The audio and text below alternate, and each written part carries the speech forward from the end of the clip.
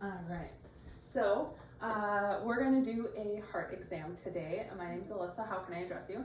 Claire. Okay. Nice to meet you. So first, I'm going to have the patient lay on their back in a 45-degree angle. Normally, we would have the patient in a gown, but for video purposes, we're just going to have them in their shirt. First, starting looking at the patient's lips, looking for any bluing, then looking at the patient's fingers, fingernails, again, looking for any of that cyanosis and split hemorrhaging, anything like that. Next, we'll go into looking at the internal jugular vein. So I'll have you turn your head about 45 degrees and then just taking a tangential lighting, looking for that pulsation right between the two heads of this sternocleidomastoid, SEM. Then once I find that, I'm just gonna place, I'm just gonna place the popsicle stick for a straight edge and then place the ruler on the patient's sternum, looking that it's below 3 centimeters. 2-3 centimeters is normal, and she's at about 1 centimeter, so she's totally fine.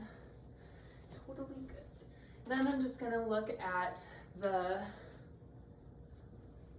precordium using the tangential lighting, so I can just have you, yep, perfect.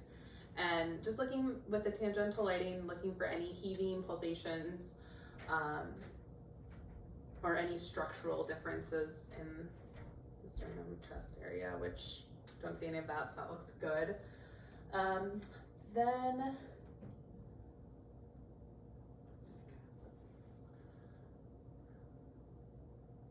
okay, so then I'm just gonna use, I would use a tangential lighting on a better area of the apical of the heart, looking for pulsing of the mitral valve. And then you're just gonna feel my hands here. So feeling the mitral valve, having the patient take a deep breath in and exhaling, and then holding it at the end. Good. And then I'll have the patient lay on their side. Doing the same thing, I would use the tangential lighting to look for that pulse. And then, again, you're gonna feel my hands here. And then I'll have you take a breath in, exhale, and then hold it. Good. Okay. So then you can go ahead and lay on your back. Next, I'm gonna take, feel for any heaves or thrills. So just have you create a tissue barrier. I'm gonna use my knife edge contact, feeling the areas of the heart where the valves are, feeling for any heaving or thrilling. Good, all feels normal.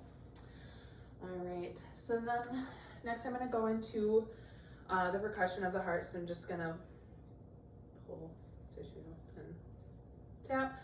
So if I can have you take your right hand and just grasp and pull, yep.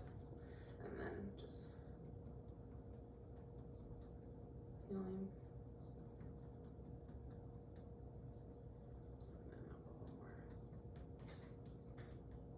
Okay, and that all sounds good too.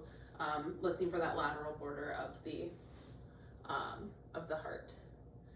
Okay, so next, I'm gonna go into auscultation. So, starting with the diaphragm, I'm just gonna have the patient breathe normal, and I'm just gonna listen to each valve of the heart. Put the stethoscope in. Oops, sorry. Okay. So go ahead and just breathe normally.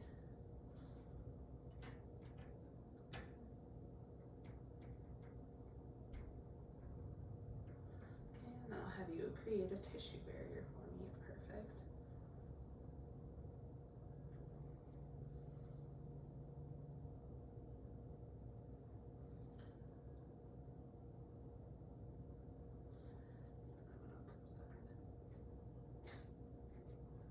Good. Okay. So Then I'm gonna come back.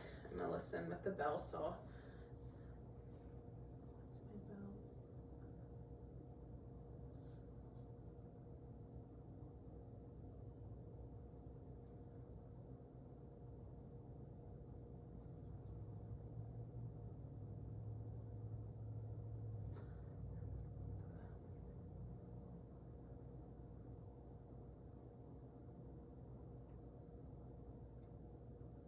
Okay.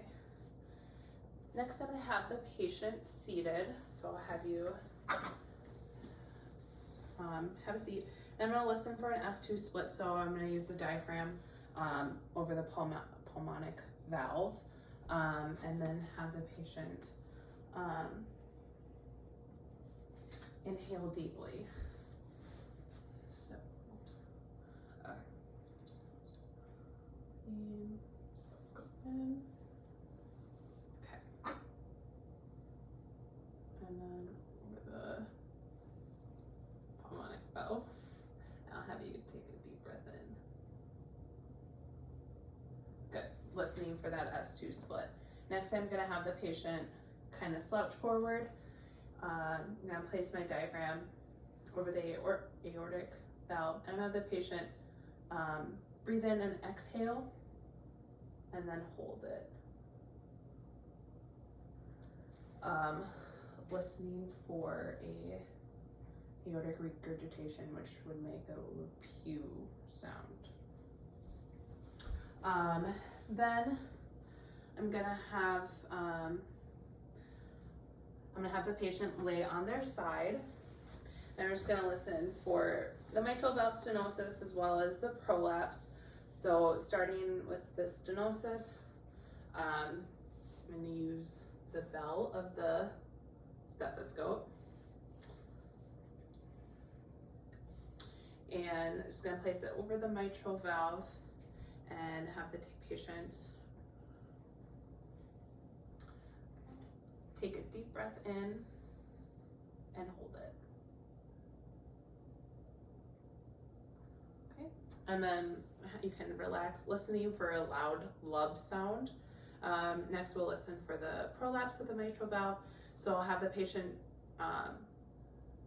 inhale and exhale, and then on the exhale, I'll have you bear down.